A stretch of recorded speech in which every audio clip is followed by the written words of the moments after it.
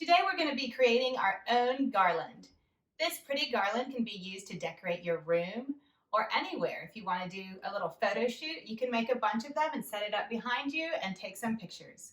So you will need today to make this garland, you're going to need a stack of textured paper. So go ahead and make some textured papers.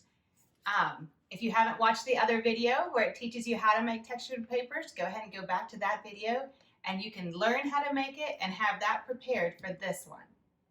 If you don't want to make textured papers, just use some colored paper. That will work as well. So grab your stack of papers. You're going to need that. You're going to need some scissors to cut your shapes out.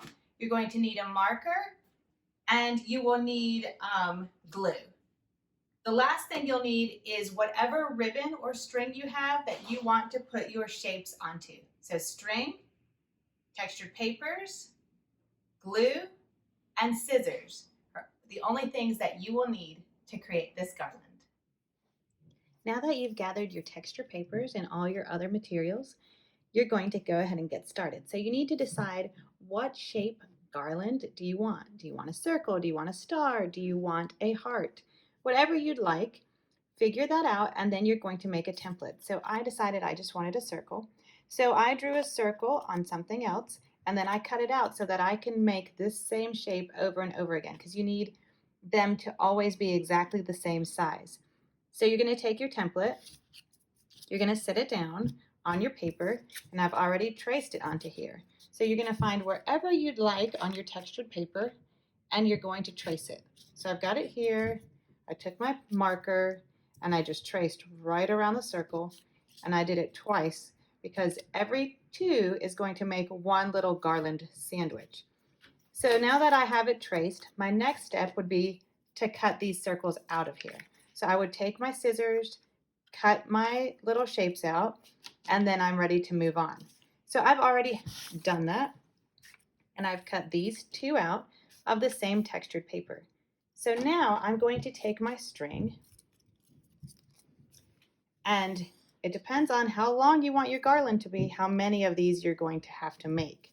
So I've already started with one right here. You can see on both sides I have textured paper. So what I'm going to do is I'm going to figure out how far I want to space it apart.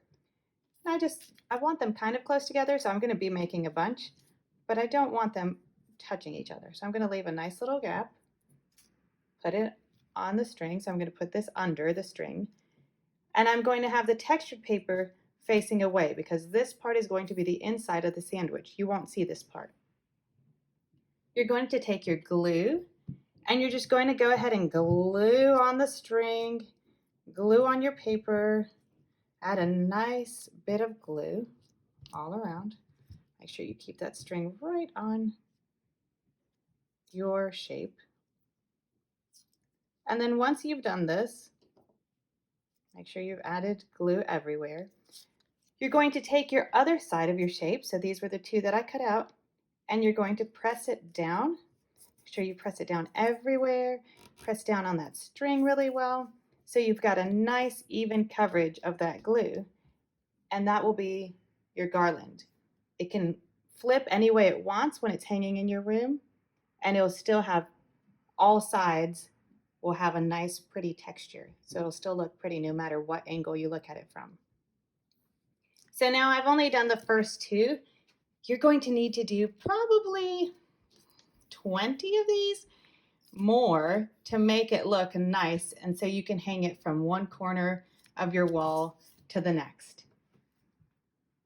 Now that you've seen how pretty these texture papers look when you put them together on some string, use your imagination, be creative, switch up the shapes, make as many as you want, and decorate.